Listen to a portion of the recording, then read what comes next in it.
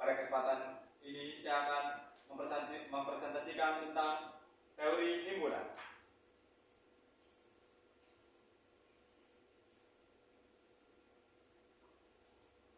Baik, adapun pengertian dalam matematika, himpunan dapat dibayangkan sebagai kumpulan benda berbeda yang terdefinisi dengan jelas dan dipadankan sebagai satu kesatuan yang utuh. Dengan terdefinisi yang tegas itu, maka dapat ditentukan dengan tegas apakah suatu objek termasuk anggota suatu himpunan atau bukan. Selanjutnya ialah representasi atau penyajian himpunan. Terdapat 4. Yang pertama yaitu mengenumerasi semua elemen-elemen. Yang kedua menggunakan simbol-simbol baku. Yang ketiga notasi pembentukan himpunan. Dan yang keempat menggunakan diagram Venn.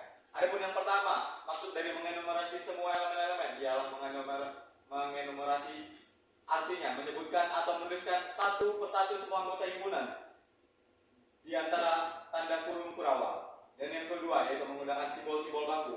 Pada simbol-simbol baku artinya menggunakan simbol-simbol yang sudah disepakati secara internasional yang jelas sudah dikatakan baku. Adapun yang ketiga ialah notasi pembentukan himpunan.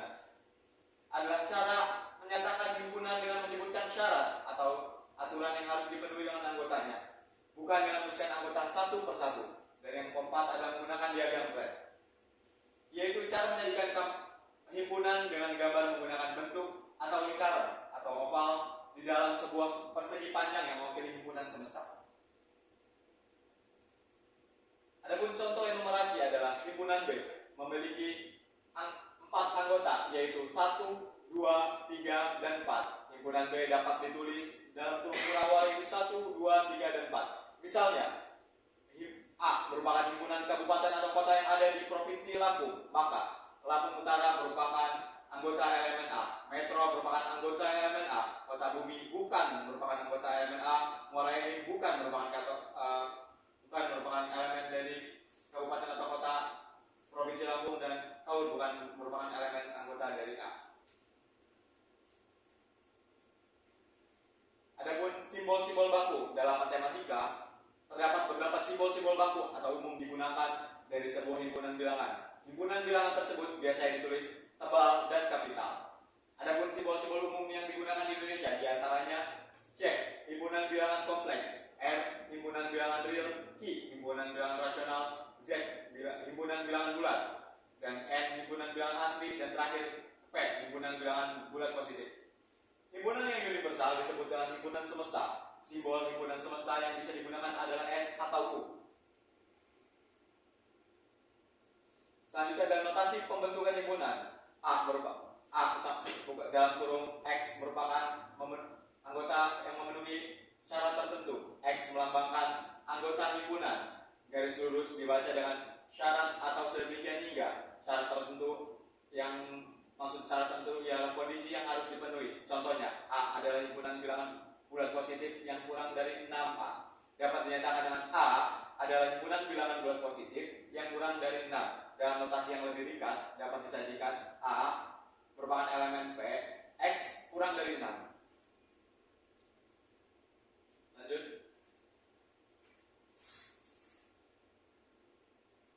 Nah, pada diagram Venn ini sudah jelas, saya mencontohkan diagram Venn-nya. Ciri-ciri dalam diagram Venn yaitu persegi panjang, sudah jelas. Himpunan dalam persegi panjang ini, yang U ini adalah merupakan himpunan semestanya, dan lingkaran oval ini merupakan himpunan tertentu atau himpunannya, dan daerah dalam lingkaran atau yang 1, 2, 3 ini yang angka di sini itu merupakan anggota himpunan, dan daerah luar seperti 7 dan 4 itu disebutnya anggota semesta yang bukan anggota himpunan tersebut.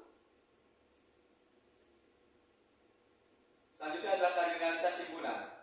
Kardinalitas himpunan adalah suatu banyaknya anggota elemen dalam suatu himpunan. Kardinalitas dilambangkan dengan A atau NA, di mana A adalah nama himpunan.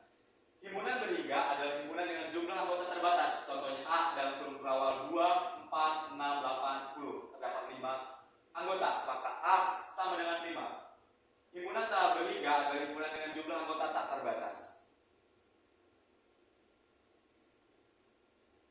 Selanjutnya himpunan bagian. Himpunan bagian adalah himpunan yang semua anggotanya juga merupakan anggota dari himpunan lain. Jika setiap anggota A di dalam B, maka ditulis A himpunan bagian, contohnya A ada 1 dan 2 dan B 1, 2, 3, 4, maka A adalah himpunan bagian dari B. Contoh dalam tabel itu seperti ini.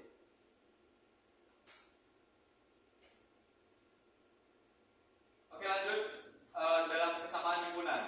Kesamaan himpunan ada dua himpunan dikatakan sama, equal set, jika mereka memiliki anggota yang persis sama. Contohnya A 1, 2, 3 dan B 3, 1, 2, maka A sama dengan B, yang artinya hampir anggota itu sama, namun untuk urutannya itu masih tetap dikatakan bisa berbeda, tapi memiliki anggota yang sama.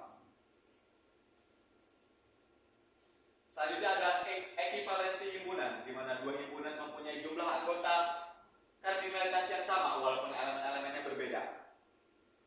Contohnya A dalam kurung awal 1, 2, 3 dan B A, B, C, maka A kardinalitas himpunan B. Selanjutnya ada himpunan kuasa. Himpunan kuasa adalah himpunan dari semua himpunan bagian subset yang mungkin dari suatu himpunan tertentu. Jika suatu himpunan A n anggota, maka banyaknya anggota himpunan kuasa adalah power set dari A. Contohnya A dalam kurung awal 1 dan 2. Adapun himpunan bagian A 0, himpunan kosong maksud saya 1, 2, 1 dan 2. Himpunan kuasa P itu P dalam kurung A yaitu himpunan kosong 1, 2 dan 1, 2. Maka jumlah anggota P dalam C sama dengan 20 sama dengan 1. Adapun selanjutnya adalah himpunan saling lepas. Himpunan saling lepas sudah jelas adalah himpunan dua atau lebih himpunan yang tidak memiliki anggota yang sama. Dengan kata lain, irisannya adalah himpunan kosong. Di sini ada juga operasi himpunan, yaitu terdapat irisan. Irisan adalah himpunan yang berisi anggota-anggota yang sama-sama dimiliki kedua himpunan tersebut. Contohnya A, merah, biru, kuning, dan B, hijau, biru, dan hitam. Maka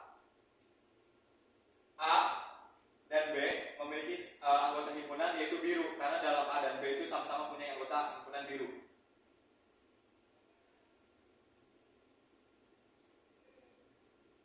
Selanjutnya adalah komplement. Komplement adalah suatu himpunan, anggota-anggota himpunan U yang tidak termasuk ke dalam himpunan tersebut. Contohnya, jika U dalam kurung awal 1, 2, 3, 4, 5, 6 dan B 4, 5, 6, 7, 8, dan 9, maka A 1, 2, 3, 7, 8, 9. Adapun selanjutnya adalah selisih. Selisih adalah himpunan yang berisi anggota-anggota dari suatu himpunan yang tidak memiliki atau tidak dimiliki oleh himpunan lain. Contohnya A 1, 2, 3, 4, 5, B 3, 4, 6, maka A selisih dari B adalah 1, 2, 5 dan B selisih dari A adalah 6. Adapun selanjutnya adalah beda setangkup. Beda setangkup sering juga disebut beda simetri. Antara dua himpunan adalah himpunan yang berisi anggota-anggota yang ada di dalam suatu himpunan, tetapi tidak di kedua sekaligus. Contohnya, jika A 1, 2, 3 sampai 7 dan B 2, 4, 6, 8, 10, maka A, B adalah 1, 3, 5, 7, 8, 10 dan B, A adalah 1, 3, 5, 7, 8, 10. Dan adapun perkalian katensial. Perkalian katensial adalah langsung ke contohnya ada, jika A dalam kurung 1, 2, 3 dan B 2 dan 4, maka A kali B adalah 1 kali 2, 1 kali 4, 2 kali 2, 2 kali 4, dan 3 kali 2. Lanjut. Adapun hukum aljabar, terdapat beberapa hukum aljabar. Yang pertama ada hukum identitas, yang kedua ada hukum nul dominasi, yang ketiga ada hukum komplement, yang keempat hukum idempoten, yang kelima hukum involusi, yang keenam hukum penerapan, yang ketujuh hukum komutatif, yang kesembilan hukum distributif, yang ke-10 hukum asosiatif, yang ke-11 hukum De Morgan, dan yang ke-12 adalah hukum 0/1. Adapun juga dualitas hukum himpunan, diantaranya ada hukum identitas, hukum nol dominasi, hukum komplement, hukum idempoten, hukum penyerapan, hukum komutatif, hukum asosiatif, hukum distributif, hukum De Morgan, dan hukum 0,1. Contohnya mungkin rekan-rekan sekalian yang sedang menonton bisa melihat, atau nanti saya kirim PPT-nya.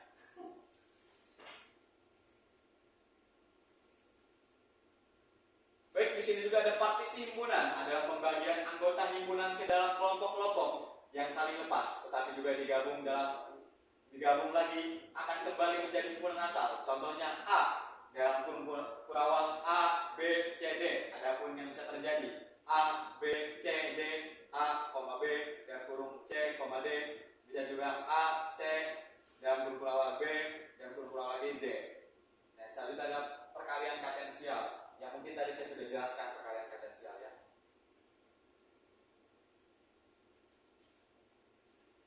Adapun himpunan ganda adalah himpunan ganda atau multiset adalah himpunan yang mengizinkan anggota-anggotanya muncul lebih dari satu kali. Berbeda dengan himpunan biasa, di mana setiap elemen unik dan tidak boleh diulang. Pada himpunan ganda ini, jumlah kemunculan elemen juga bisa diperhatikan atau bisa diulang.